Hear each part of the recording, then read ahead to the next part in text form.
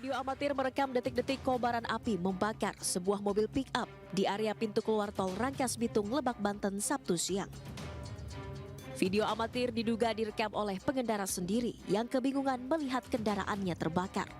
Pengemudi pun segera menghubungi pihak damkar, namun kencangnya angin membuat api merambat dengan cepat.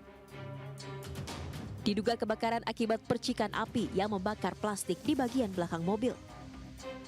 Dampak dari kebakaran ini puluhan kendaraan tidak berani melintas dan memilih menunggu api padam. Petugas pemadam kebakaran yang tiba di lokasi langsung memadamkan api dan melokalisir api agar tidak merambat ke area sekitar. Dugaan api berasal dari muatan plastik, muatan yang mudah terbakar dan langsung menyala dan alhamdulillah bisa dipadamkan. Tidak ada korban jiwa maupun luka dalam peristiwa tersebut, namun kerugian dari hangusnya mobil pick-up ditaksir mencapai ratusan juta rupiah. Dari Lebak, Banten, Iskandar Nasution, iNews melaporkan.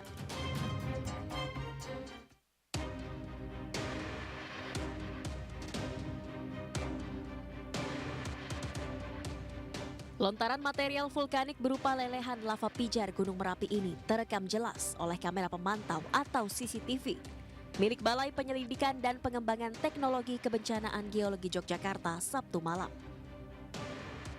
Gunung Merapi di perbatasan Yogyakarta tersebut kembali erupsi dengan menyemburkan guguran awan panas sejauh 1.200 meter dari puncak. Tercatat guguran lava pijar yang menyebar mengarah barat daya tersebut terjadi pada pukul 19.46 waktu Indonesia Barat dan berlangsung selama 119 detik. Kini Gunung Merapi masih berstatus level 3 siaga karena intensitas guguran yang masih tinggi. Warga lereng Merapi pun terus diimbau meningkatkan kewaspadaan dan tidak melakukan aktivitas apapun dalam radius 7 km dari puncak. Dari Yogyakarta, Guranto Farhan, iNews melaporkan. Dari rekaman video amatir, korban kecelakaan sepeda motor tergeletak tak sadarkan diri. Warga kemudian membawa korban ke rumah sakit untuk mendapatkan perawatan medis. Diketahui korban bernama Mujiati, berusia 40 tahun, warga Kabupaten Pangkep, Sulawesi Selatan. Kecelakaan berawal ketika korban mengendarai sepeda motor dari Maros menuju ke Jalan Kapasaraya. Namun naas sepeda motor korban terjatuh setelah bersenggolan dengan bagian belakang truk saat hendak menyalip.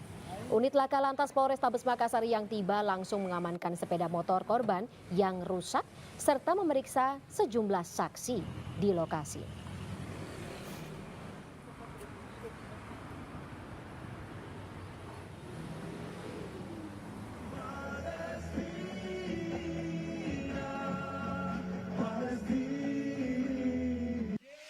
Aliansi Rakyat Indonesia Bela Palestina menyerukan penolakan keikutsertaan Israel di Olimpiade Paris 2024. Massa memadati area di sekitar patung kuda Monas untuk mengikuti aksi damai Bela Palestina.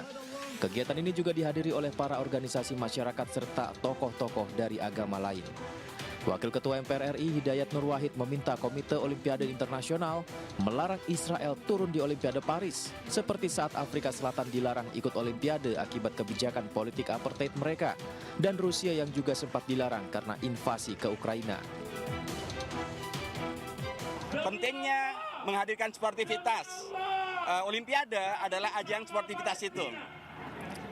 Komite Olimpiade Internasional sudah pernah melarang Afrika Selatan mengikuti Olimpiade karena melakukan politik apartheid. Israel jelas melakukan politik apartheid sebagaimana diputuskan juga oleh Mahkamah Internasional. Karenanya sudah sangat seharusnya bila Komite Olimpiade Internasional melakukan tindakan yang adil dan sportif, dulu melarang Afrika Selatan, sekarang juga mestinya melarang keikutsertaan daripada Israel. Dan Olimpiade Internasional juga sudah pernah melarang dan masih melarang Rusia ikut di dalam Olimpiade hanya karena Rusia melakukan invasi terhadap Ukraina.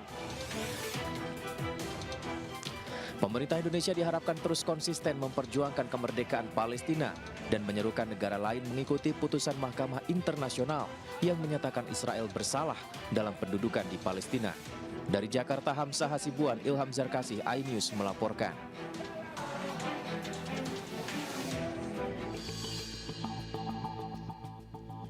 FIFA menunda pemberian keputusan atas proposal Palestina untuk menangguhkan Israel dari sepak bola internasional terkait genosida di jalur Gaza yang menewaskan banyak pemain sepak bola. Langkah ini kontras dengan sikap FIFA pada 2022 yang tegas melarang timnas Rusia bertanding selepas serangan ke Ukraina. Dilansir Times of Israel, keputusan FIFA tersebut membuka jalan bagi tim nasional putra Israel bertanding di Olimpiade Paris 2024 ini. Sebelumnya FIFA dijadwalkan untuk mengambil keputusan pada Sabtu mendatang terkait proposal Palestina dalam pertemuan Dewan Luar Biasa setelah meminta penilaian hukum independen terhadap proposal Palestina yang diajukan 2 bulan lalu. Keputusan itu diambil hanya 4 hari sebelum dimulainya turnamen sepak bola Olimpiade Paris 2024. Israel tergabung dalam satu grup bersama Jepang, Mali, dan Paraguay. FIFA berdalih pengunduran pemberian keputusan terkait proposal Palestina karena FIFA membutuhkan lebih banyak waktu untuk membuat keputusan dengan hati-hati dan komprehensif. Dengan demikian, keputusan tersebut baru akan dinyatakan usai Olimpiade Paris berlangsung. Penilaian independen akan diberikan FIFA paling lambat tanggal 31 Agustus 2024, sementara final Olimpiade cabang sepak bola putra berlangsung pada 9 Agustus mendatang.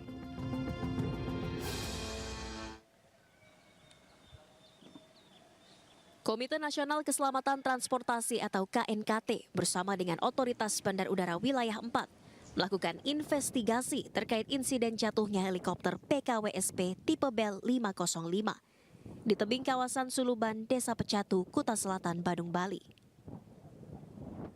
3 orang pihak KNKT melakukan beberapa penyelidikan, termasuk mengambil gambar puing heli hingga suasana di area sekitar lokasi kejadian. Namun petugas KNKT mengaku belum bisa memberikan statement penyebab pasti jatuhnya helikopter yang mengangkut 2 warga Australia dan 2 WNI tersebut. Sementara itu, usai melakukan penyelidikan, pihak Otoritas Bandar Udara Wilayah 4 menyatakan investigasi telah selesai dan kini menunggu hasil penyelidikan dari KNKT. Pak, ini udah selesai atau gimana, Pak? Kayaknya udah selesai untuk hari ini. Atau besok lagi datang lagi atau gimana? Kayaknya enggak. Kayak enggak, udah selesai berarti ya? Ini dari kegiatan ini sebenarnya yang diinvestigasi apanya sih Pak? Penyebabnya atau kronologinya seperti apa? Nanti aja tunggu dari KNKT aja ya. Masih nggak bisa jawab. Sementara evakuasi bangkai helikopter dari tebing Batu Kapur di kawasan Suluban, pihak operator Helitur menyatakan belum dapat memastikan karena masih menunggu hasil investigasi dari KNKT. Dari Bandung, Bali, Bagus Alit, iNews melaporkan. Helikopter baring, saya pikir menjadi pelajaran kita untuk mengutamakan keselamatan, ya. Jadi pelajaran yang mahal. Satu sisi mereka baik melayani customer, tapi ada hal-hal yang kurang governance, ya. Jadi saya pikir pelajaran yang mahal. Jadi yang akan datang itu menjadi kewajiban kita untuk mempersiapkan.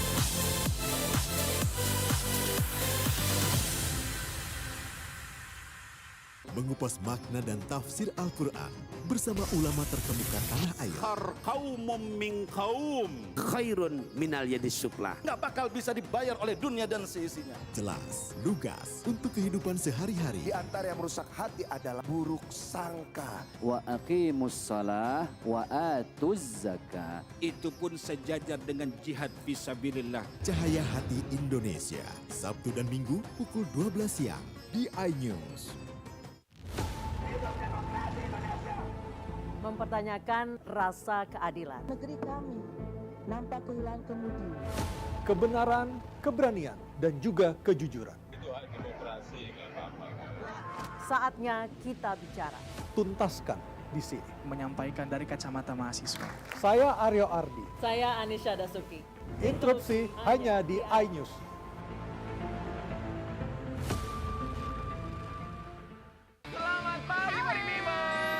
Menemani pagi Anda dengan sajian informasi unik dan menarik. Rasanya seperti apa nih? Kalau gitu langsung aja kita mulai. Pop-popnya yang lucu banget, beda dari yang lain.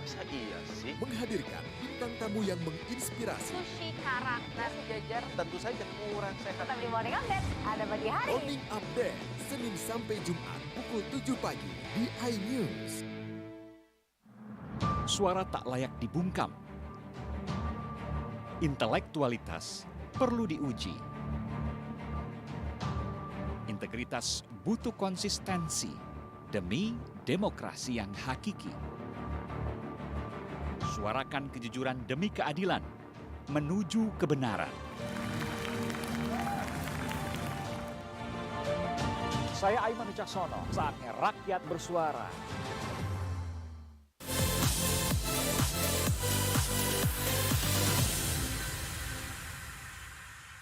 Masyarakat Kota Depok, saya mohon maaf sekali setiap ada telepon di UPT kami dan di UPT-UPT lainnya mengenai pohon tumbang. Bukan kami tidak mau mengerjakan, tapi sensor kami rusak. Ya, kami sudah bikin nota dinas berbulan-bulan yang lalu, tapi belum dibenahi. Mohon maaf. Petugas pemadam kebakaran Kota Depok yang bernama Sandi ini menunjukkan sejumlah peralatan yang ada di kantor pemadam kebakaran rusak. Selain gergaji mesin, petugas Dinas Pemadam Kebakaran UPT Cimanggis Kota Depok ini pun menunjukkan rem tangan mobil pemadam tidak berfungsi. Untuk warga Kota Depok, apabila pemadam lagi ada di jalan, ya, tolong jangan di belakang dan jangan di depan. Karena rem tangannya double, ini rem tangannya double. Tidak berfungsi, Bapak? Iya, tidak berfungsi. Tanyakan saja operator-operator di UPT lainnya, ya. Ini sebagian. Dalam video disebutkan oleh Sandi, kondisi tersebut sudah dilaporkan kepada atasannya, namun belum mendapatkan respon. Kondisi ini juga dinilai dapat mengganggu dalam memberikan pelayanan kepada masyarakat. Sementara Kepala Dinas Pemadam Kebakaran Kota Depok Adnan Mahyudin membenarkan adanya sejumlah peralatan dan sarana-prasarana pada Dinas Pemadam Kebakaran yang rusak. Kalau untuk pemadam kebakarannya kami semua siap ya, Mbak Teo ya. Kabit Sapras silakan nanti mungkin dibantu Kabit Sapras. Prinsip kami siap. Kalau sensor memang kami akui ada kerusakan, kami akui itu. Dan kami sudah pernah menurut informasi dari laporan dari teman-teman bidang bahwa itu pernah kami perbaiki, tapi memang ya mungkin usianya kegunaannya juga yang memang harus kami ganti. Nah, oleh Dinas Pemadam Kebakaran pun menegaskan bahwa kerusakan tersebut tidak akan mengganggu pelayanan masyarakat saat dibutuhkan. Kalau untuk laporan atau nota dinas, kami sudah buatkan semuanya. Kalau dikata untuk lapor, kami sudah melapor kemarin ya. Sama seperti kemarin solar, ya Bapak, diramaikan dulu, baru dibenahi. Assalamualaikum warahmatullahi wabarakatuh untuk Bapak-Bapak pejabat damkar. Dari Depok, Jawa Barat, Iyung Rizky, iNews melaporkan.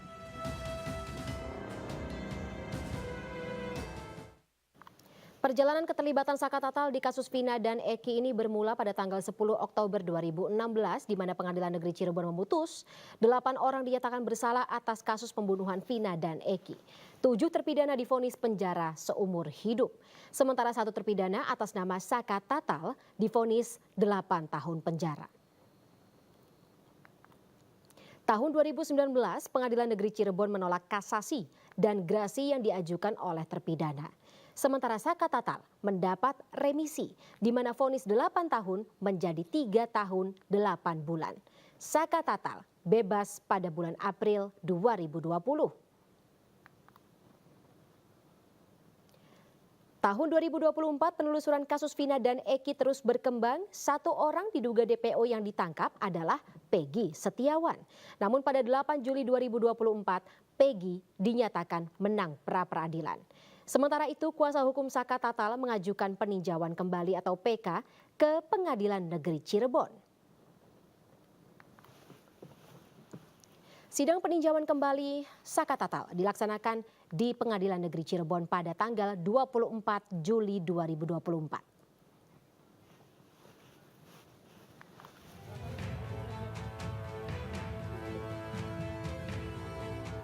Jelang sidang peninjauan kembali, Saka Tatal mendapatkan perlindungan dari Lembaga Perlindungan Saksi dan Korban atau LPSK. Sebelumnya, Saka menjalani serangkaian tes dan wawancara dengan LPSK. Saka didampingi oleh keluarga serta penasihat hukum. Usai mendapat perlindungan LPSK, Saka makin mantap dan yakin menghadapi sidang peninjauan kembali. Karena dukungan serta bukti-bukti yang dimiliki tim kuasa hukum diyakini akan memenangkannya. Minta doanya aja, semoga PK-nya berjalan dengan lancar dan hasilnya terbaik. Ada harapan ke hakim nanti? Kalau harapan saya mah enggak seperti dulu ya. Jangan seperti dulu hakim yang waktu tahun 2016. Itu waktu Saka yang di tahun 2016 itu udah bener-bener kayak udah sidang dewasa.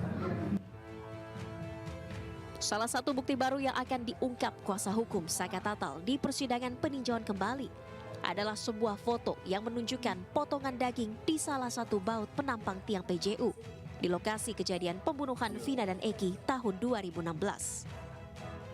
Kuasa hukum meyakini ini menguatkan peristiwa saat itu merupakan kecelakaan. Masalah adanya daging di baut sudah disampaikan oleh polisi yang melakukan olah TKP pada saat itu, menemukan daging di baut yang menjadi penampang tiang PJU. Tetapi sepertinya keterangan itu tidak diperhatikan oleh majelis hakim. Kenapa ada daging yang menempel? Asumsinya waktu itu memang awalnya kan terjadinya karena kecelakaan. Jadi adanya daging di baut itu semakin meyakinkan memang peristiwanya peristiwa kecelakaan. Foto tersebut merupakan satu di antara 4 bukti baru bersama keterangan sejumlah saksi yang akan disampaikan kuasa hukum di persidangan peninjauan kembali 24 Juli 2024 mendatang. Tim Liputan iNews melaporkan.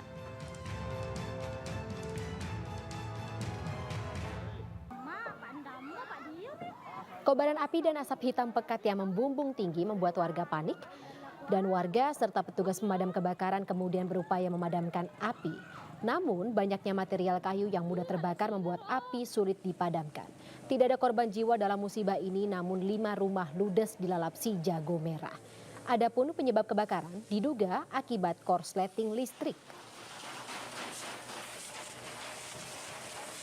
Tapi dia jelas api dari belakang, terus merembet ke depan. Jadi kita telepon pemadam sementara di dalam tuh. Jadi akhirnya kirim semua di sini anunya, dari kayunya jadi cepat mengapi. Ada berapa rumah yang terbakar ini, Pak? Tidak ada 5 rumah yang.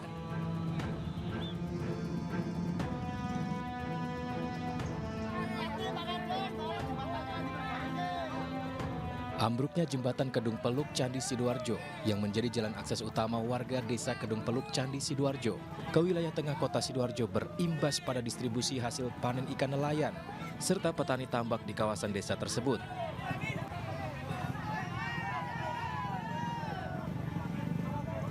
Karena merugi hingga jutaan rupiah, puluhan nelayan dan petani tambak di desa Kedung Peluk Candi Sidoarjo ini melakukan aksi demo di sekitar lokasi ambruknya jembatan. Sambil membawa sejumlah poster dan orasi, warga menuntut pemerintah desa setempat menekan pemerintah Kabupaten Sidoarjo untuk menangani masalah ambruknya jembatan ini dengan memasang jembatan pengganti untuk akses utama jalur distribusi ikan di daerah tersebut.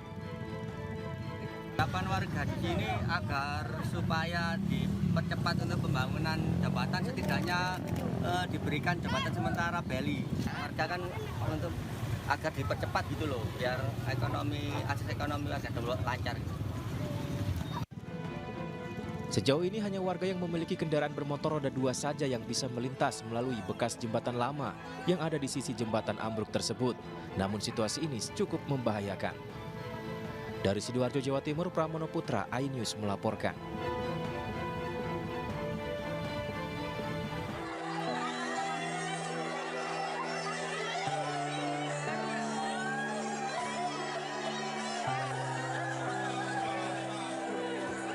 Para ibu tiba-tiba menangis serentak di desa Purbayasa, Kecamatan Pangkah, Kabupaten Tegal, Jawa Tengah.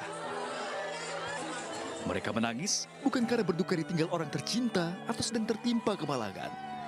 Melainkan para emak ini menangis untuk memperebutkan hadiah di ajang lomba menangis. Tak ayal, para emak-emak ini berusaha untuk bisa menangis sejadi-jadinya hingga wajah dibasahi linangan air mata. Untuk jadi juara, peserta harus benar-benar terlihat menangis secara natural, bahkan tidak boleh berhenti sampai waktu lomba dinyatakan selesai.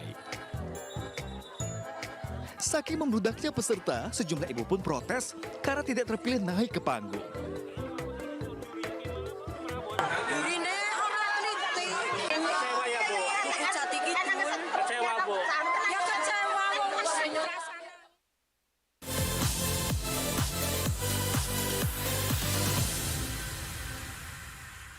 Mengupas makna dan tafsir Al-Quran bersama ulama terkemuka tanah air.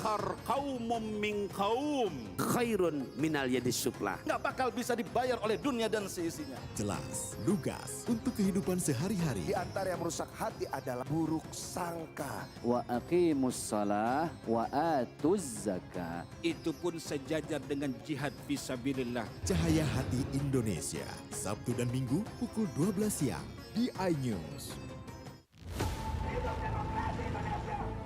Mempertanyakan rasa keadilan. Negeri kami nampak kehilangan kemudi. Kebenaran, keberanian, dan juga kejujuran. Itu hak demokrasi, nggak apa-apa. Saatnya kita bicara.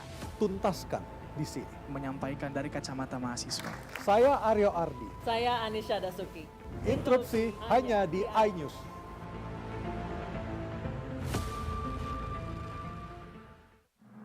Suara tak layak dibungkam. Intelektualitas perlu diuji. Integritas butuh konsistensi demi demokrasi yang hakiki. Suarakan kejujuran demi keadilan menuju kebenaran. Saya Aiman Wicaksono, saatnya rakyat bersuara. Saya Abraham Silaban, Anda menyaksikan The Prime Show. Investigasi eksklusif. Omnibus Law Undang-Undang Cipta Kerja mengakibatkan PHK di mana-mana. Mengupas isu-isu terhangat. Ini apa? Hakim MK? Silakan diselesaikan, Mas Pipin. Saya kasih kesempatan ke Fritsen, Kak. Sebuah tanya akan dijawab dengan tuntas dan berkelas. Ada kejanggalan bagi saya dari pihak-pihak wasit yang tidak menguntungkan buat kita. The Prime Show. Setiap Rabu pukul 8 malam.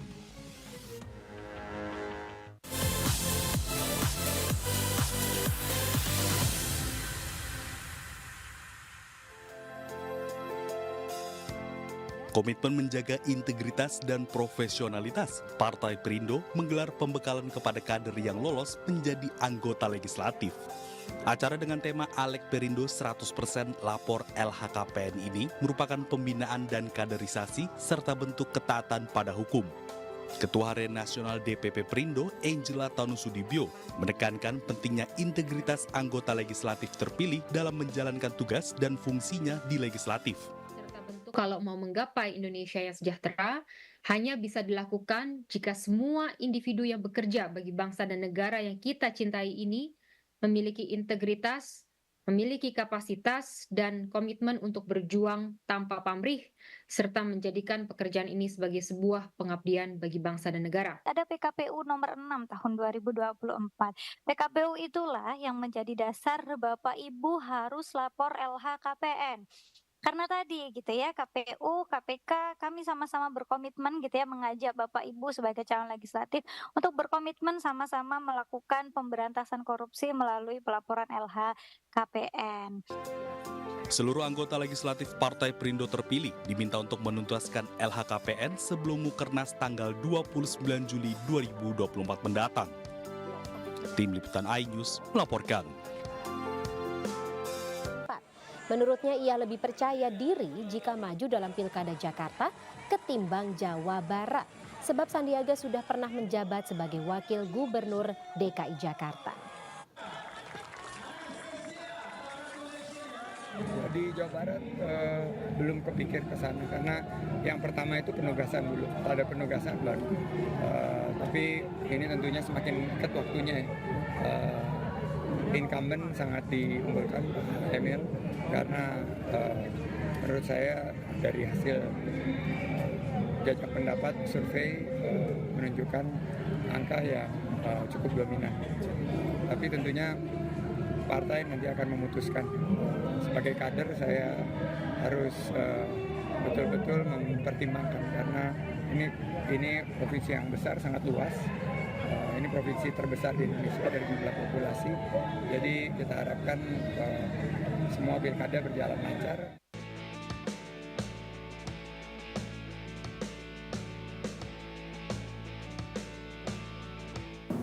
Ya pemirsa, pernahkah Anda mendengar bahwa rakyat biasa menahan sakit dan juga menahan luka? Bertemu dokter dan juga membeli obat pun tidak bisa. Karena keterbatasan akses dan juga biaya. Namun itu semua cerita kelam. Karena saat ini, semua kalangan masyarakat dapat merasakan fasilitas kesehatan gratis yang berkelanjutan melalui BPJS yang selalu mengoptimalkan setiap pelayanannya.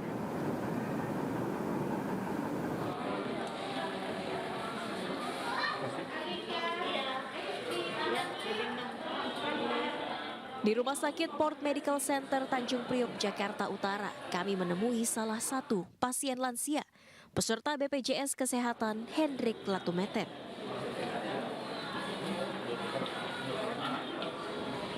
Hendrik menderita penipisan bantalan tulang di bagian lutut, sehingga membuatnya sulit berjalan dan sering kesakitan. Setiap 2 pekan sekali, Hendrik menemui dokter spesialis ortopedi. Ia juga rutin mengkonsumsi obat dan menjalani fisioterapi. Semuanya ia dapatkan secara cuma-cuma.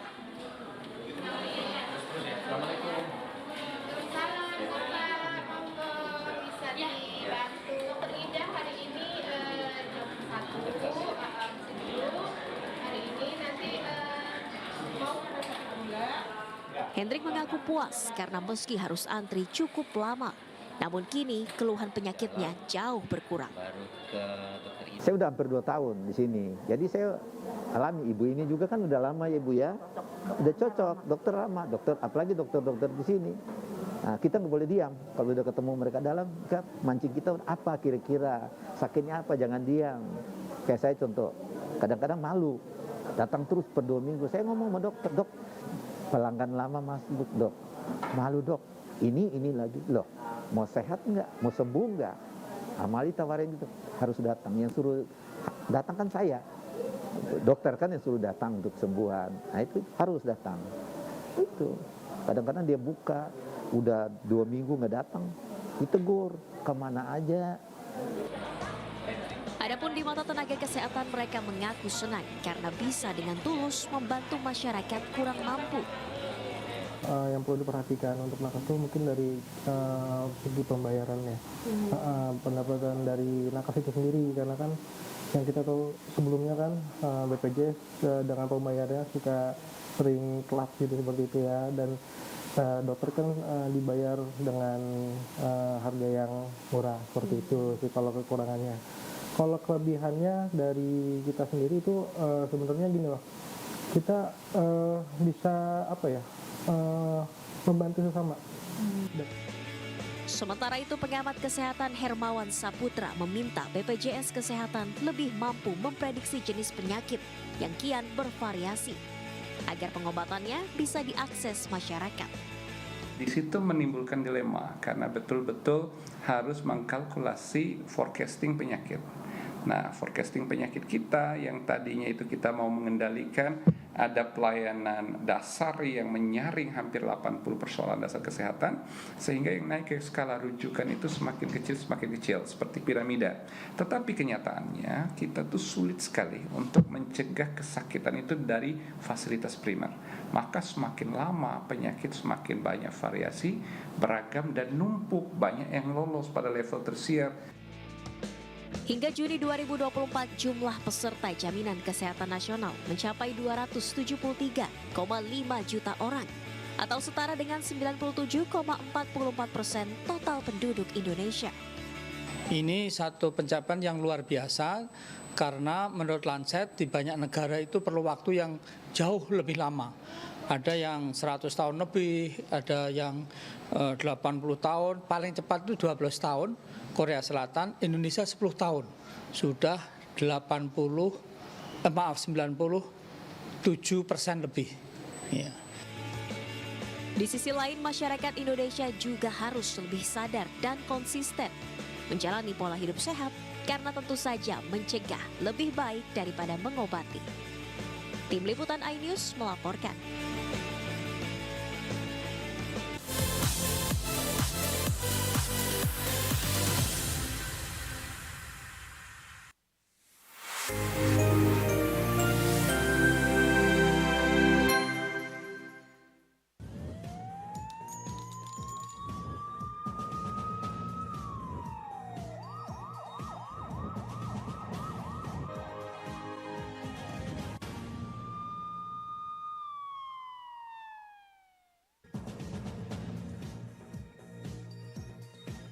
Napi tewas di lapas dengan leher dan kaki terjerat tali.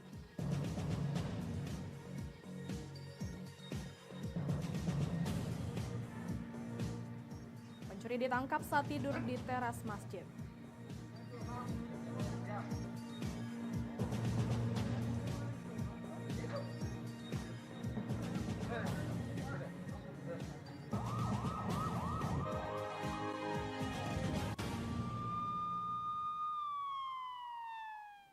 Selamat pagi, apa kabar pemirsa? Senang sekali saya dapat menemani Anda untuk menyampaikan berita kriminal dan peristiwa yang terjadi di Sumatera Selatan dan sekitarnya dalam program Borgol. Dua saja informasi utama tadi mengawali jumpa kita pada pagi hari ini. Beragam informasi kriminal lainnya telah kami siapkan untuk Anda. Bersama saya Lovina Mulia, inilah Borgol selengkapnya.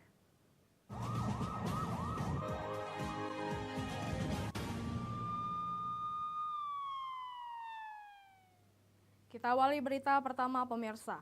Seorang narapidana lapas kelas 1 Palembang ditemukan tewas dalam sel tergeletak di lantai kamar mandi.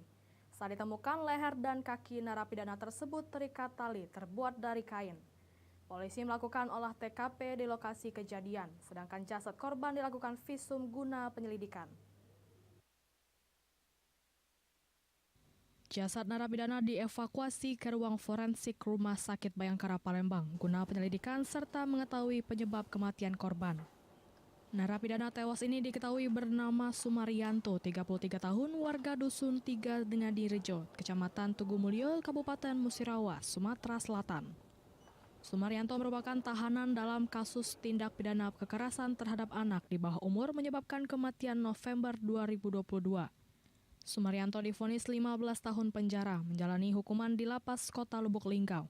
Namun Yanto dipindahkan dan 7 bulan terakhir mendekam dalam sel tahanan lapas kelas 1 Palembang. Jasad Sumaryanto pertama kali ditemukan oleh Tamping Kebersihan Blok. Pagi itu akan dilakukan pembukaan pintu kamar hunian. Saat ditemukan leher korban terjerat tali seperti dari potongan baju. Posisi temukannya tadi di bawah Pak ya berarti Pak ya? Posisinya di bawah, ya, di lantai kamar mandi. Untuk warga binaan ini kasus apa Pak? Dia kasus kekerasan terhadap anak ya. Nah, itu kejadian kekerasan yang mengakibatkan anak meninggal. Nah, pidananya 15 tahun dan dia di lapas kelas 1 Palembang baru dari Desember kemarin. Jadi boleh kata baru 8 bulanan. Ya, pindahan dari Lubuk Linggau. Ya, gitu. Jadi pada pemeriksaannya ini kan kita jumpai dia memang ada jejak jeratan yang di leher. Ya, jejak jeratannya itu menyatu dia. Kemudian simpulnya simpul hidup. Itu aja yang kita jumpai sama ada gelembung kecil. Kan. Kalau pada bagian-bagian yang kepala, tangan, kaki, tanda-tanda kekerasan itu nggak ada, hanya pada leher itu lah. Informasi tali tadi di kaki dan leher? Iya benar, di kali sama di leher itu. Di kaki ada juga dong? Ada juga tadi. Dokter juga menjelaskan adanya bekas sperma, namun cairan sperma tidak bisa dijadikan patokan kalau untuk mati bunuh diri. Dengan kejadian ini, pihak lapas menyerahkan ke kepolisian untuk melakukan pemeriksaan dan penyelidikan. Kasus kini ditangani Polsek Sako dan Polrestabes Palembang guna mengetahui penyebab kematian korban. Dari Palembang, Firdaus, iNews melaporkan. Kebakaran hebat terjadi di kawasan pemukiman padat penduduk di Empat Lawang, Sumatera Selatan. Sebanyak 5 rumah ludes dilahap api, sementara 2 rumah mengalami rusak berat dan 1 rusak ringan. Butuh waktu 1 jam api baru bisa dipadamkan. Video amatir warga merekam terjadinya kebakaran hebat yang melanda pemukiman padat penduduk di Desa Kota Gading, Kabupaten Empat Lawang, Sumatera Selatan. Kebakaran yang secara tiba-tiba itu membuat warga berhamburan berupaya membantu menyelamatkan harta bendanya. Menurut saksi mata, api berasal dari salah satu rumah warga dan dengan cepat api merambat ke rumah lainnya, di mana sebagian rumah terbuat dari material kayu. Setelah 1 jam, api baru bisa dipadamkan setelah 2 mobil pemadam milik PBK Pemkab Empat Lawang tiba di lokasi. Cak mana kamu jengok api tadi Kak? Begitu kami jengok rumah pertama yang kebakaran itu tidak baca lagi lah besar nih api itu. Jadi kami langsung gotong royong untuk ngeluarin barang-barang yang sebelahnya itu, yang di belakang, yang sebelah hilir, warga itu banyak langsung. Akibat kebakaran tersebut, tercatat sebanyak 5 rumah milik warga ludes terbakar, 2 rumah rusak berat dan 1 rumah rusak ringan. Kerugian ditaksir ratusan juta rupiah. Untuk penyebab kebakaran masih didalami pihak berwenang. Dari Empat Lawang, Amri Wijaya, iNews melaporkan. Beralih ke informasi lainnya, pemirsa. 2 rumah di pemukiman padat penduduk di Palembang ludes dilahap si jago merah. Atas peristiwa tersebut, pemilik rumah histeris melihat rumahnya rata dengan tanah. Kobaran api yang membakar 2 rumah milik warga di Jalan Hamzah Kuncit, Kelurahan Tuan Kentang, Kecamatan Seberang Jakabaring, Palembang, ludes terbakar. Warga yang melihat api yang membesar mencoba melakukan pemadaman dengan alat seadanya. Api baru dapat dipadamkan 1 jam kemudian setelah 4 unit mobil dinas kebakaran kota Palembang diterjunkan. Meski petugas damkar mengalami kesulitan saat melakukan pemadaman akibat kecilnya jalan di lokasi kebakaran. Atas kejadian tersebut, seorang pemilik rumah histeris melihat rumah miliknya ludes terbakar. Sebabnya diperkirakan ini konsleting. Menurut saksi yang melihat kejadian itu. Api berhasil padamkan berapa jam kemudian? Sekitar berapa jam? Motivasi itu bergelang itu tidak lama itu bisa diatai, namun di 4 mobil damkar belum tetapi. Beruntung dalam peristiwa tersebut tak ada korban jiwa maupun luka-luka. Sementara pihak kepolisian masih melakukan olah tempat kejadian perkara untuk mencari tahu asal api yang mengakibatkan terjadinya kebakaran. Dari Palembang, Muhammad David, iNews melaporkan.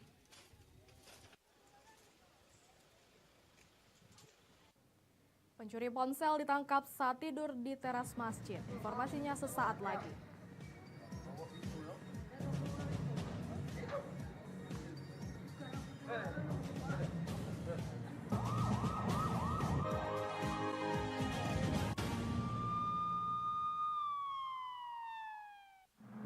Suara tak layak dibungkam. Intelektualitas perlu diuji. Integritas butuh konsistensi demi demokrasi yang hakiki. Suarakan kejujuran demi keadilan menuju kebenaran. Saya Aiman Wicaksono, saatnya rakyat bersuara. Saya Abraham Silaban, Anda menyaksikan The Prime Show. Investigasi eksklusif. Omnibus Law Undang-Undang Cipta Kerja mengakibatkan PHK di mana-mana. Mengupas isu-isu terhangat. Ini apa? Hakim MK? Silakan diselesaikan, Mas Saya Pipin. dikasih kesempatan ke Fritsen, Kak. Semua tanya akan dijawab dengan tuntas dan berkelas. Ada kejanggalan bagi saya dari pihak-pihak wasit yang tidak menguntungkan buat kita. The Prime Show. Setiap Rabu pukul 8 malam.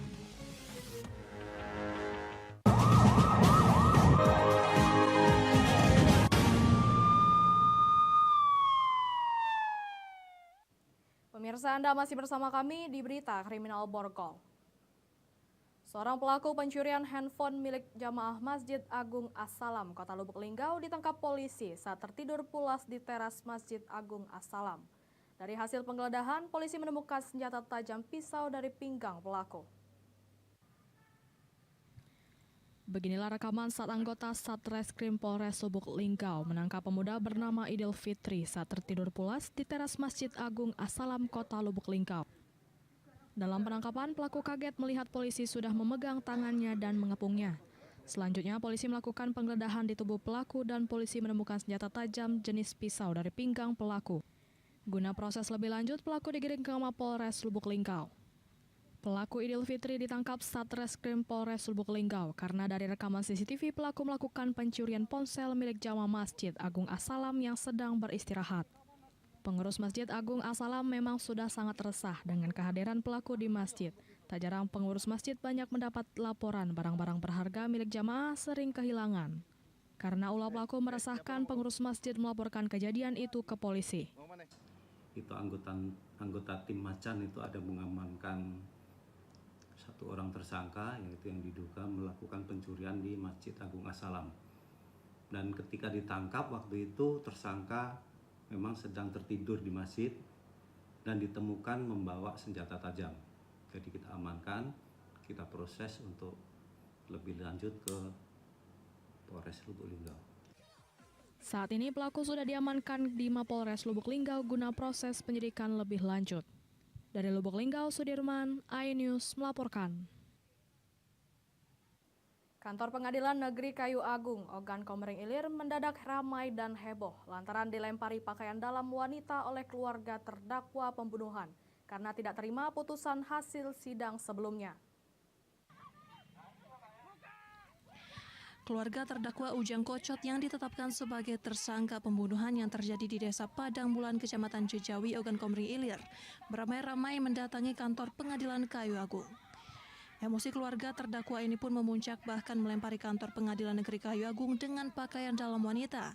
Mereka menolak secara tegas dan tidak terima hasil keputusan sidang terdakwa yang memutuskan terdakwa mendapatkan hukuman 15 tahun penjara. Apalagi mengingat umur terdakwa saat ini sudah tua, 58 tahun. Lagi pula terdakwa sama sekali tidak bersalah, bukan pelaku pembunuhan terhadap korban. Keluarga korban juga sudah mencabut laporan. Begitu juga saksi kunci juga mencabut keterangan palsunya, namun hal itu tidak digubris. Masa aksi sempat mendorong pagar kantor pengadilan karena memaksa masuk menemui kepala pengadilan. Keluarga korban tidak pernah menuntut apapun terhadap Angkasa, apalagi ini sampai ke pengadilan. Sudah dari awal. Dan juga misal selaku saksi kunci sudah menarik juga pengakuannya ini. Bahkan bersaksi di pengadilan, tapi pledoi-pledoi yang disampaikan oleh kemarin tuh advokatnya, pengacara atau penasihat hukumnya Rusdianto dan partner kemarin, itu tidak satu pun dianggap oleh Pengadilan Negeri Kayu Agung. Sementara itu, Juru Pengadilan Negeri Kayu Agung Anissa Lestari menjelaskan bahwa amar putusan dalam persidangan tersebut merupakan proses yang sudah dilakukan sesuai SOP.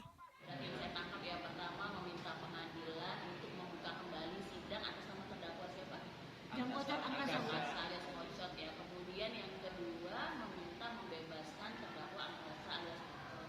Jadi begini ya rekan-rekan wartawan ya, untuk persidangan Angkasa alias Kocot sendiri sudah putus. Pertama itu sudah menjadi putusan akhir.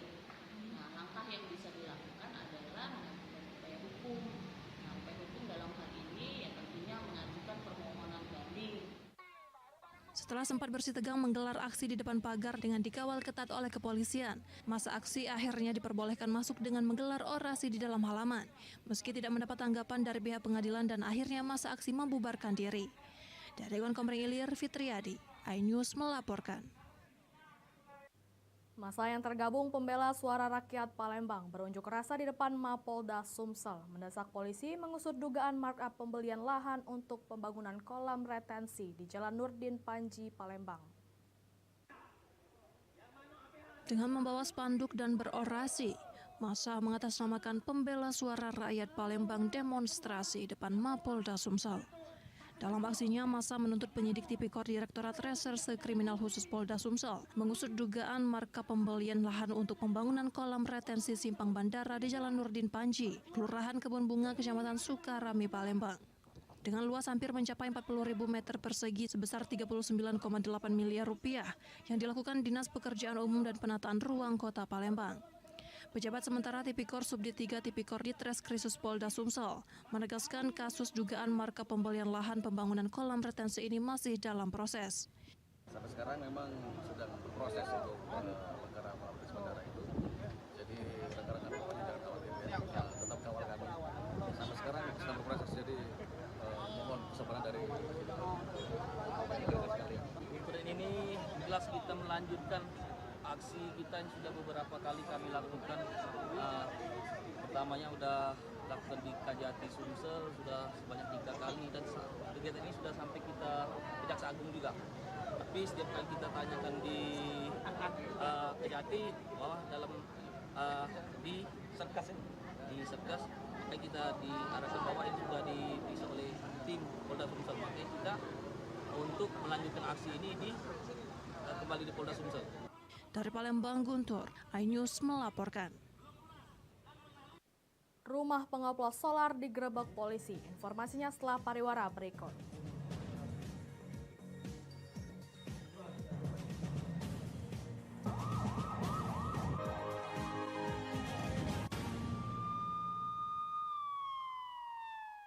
mengupas makna dan tafsir Al-Quran bersama ulama terkemuka tanah air. Kaumum min kaum khairun minal yadis suflah. Nggak bakal bisa dibayar oleh dunia dan seisinya. Jelas, lugas untuk kehidupan sehari-hari. Di antara yang merusak hati adalah buruk sangka. Wa aqimus shalah wa atuz zakah. Itu pun sejajar dengan jihad fisabilillah. Cahaya Hati Indonesia, Sabtu dan Minggu pukul 12 siang di iNews. Mempertanyakan rasa keadilan. Negeri kami nampak kehilangan kemudi. Kebenaran, keberanian, dan juga kejujuran. Itu hak demokrasi, nggak apa-apa. Saatnya kita bicara. Tuntaskan di sini. Menyampaikan dari kacamata mahasiswa. Saya Aryo Ardi. Saya Anisha Dasuki. Interupsi hanya di iNews.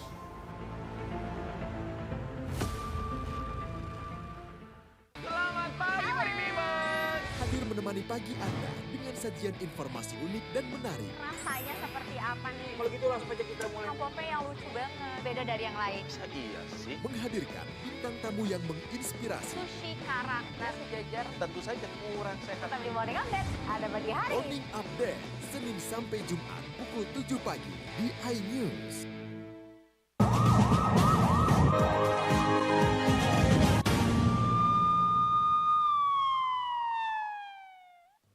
Anda masih bersama kami di Berita Kriminal Borgol.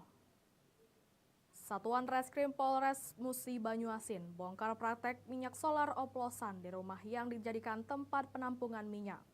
Ribuan liter solar oplosan yang siap dipasarkan disita petugas untuk dijadikan barang bukti.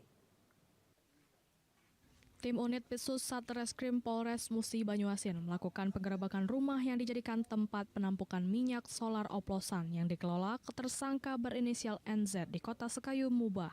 Sedikitnya 5.000 liter bahan bakar minyak jenis solar oplosan diamankan unit Pisus Polres Mubah. Dari pengakuan, tersangka mendapat BBM solar subsidi dari 2 tempat SPBU yang ada di Kota Sekayu sebanyak 200 liter setiap SPBU. Modus pelaku menggunakan sesuai barcode tiap harinya dan ditampung di rumahnya.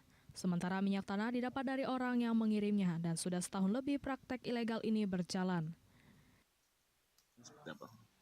Jadi tersangka ini menggunakan truk seperti yang kita lihat di belakang. Menggunakan truk ini mengambil minyak di SPBU yang ada di Kecamatan Sekayu.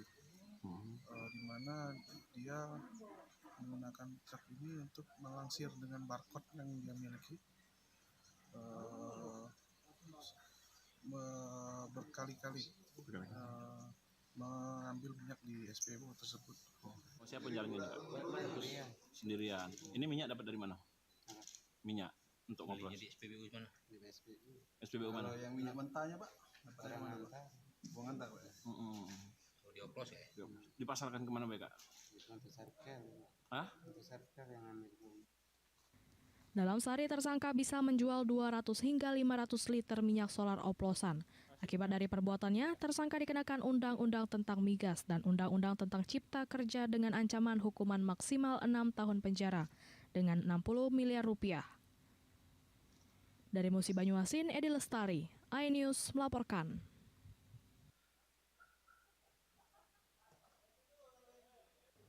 Tim Lab 4 Polda Sumsel bersama unit Pitsus Satreskrim Polres Oku mendatangi kawasan kantor Pemda Oku yang terbakar.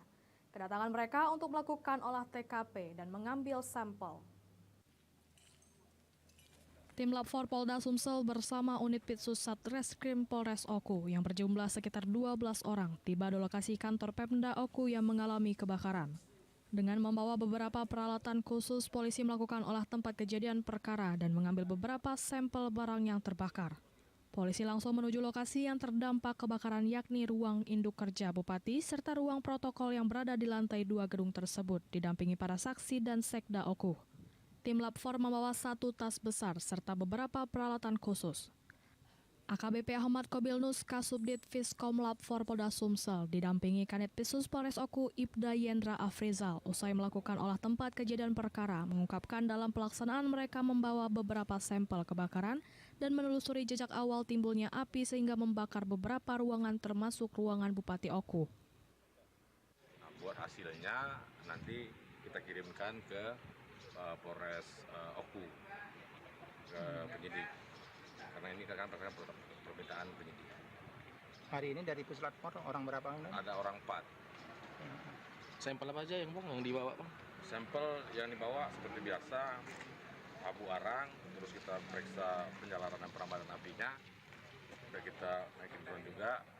Nanti peralatan listrik dan sebagainya kita lagi nunggu data dari PU katanya. Polisi membawa beberapa bukti lapangan untuk diperiksa di lab Polda Sumsel untuk memastikan penyebab kebakaran. Di antaranya abu arang dan memeriksa sumber awal api. Namun saat ini garis polisi masih terpasang di sekitar lokasi. Dari Ogan Komering Ulu, Widori Agustino, iNews melaporkan. Demikian saja berita kriminal dalam program Borgol hari ini. Semoga informasi tadi dapat memberikan manfaat bagi kita semua. Saya Lovina Mulia, sampai jumpa.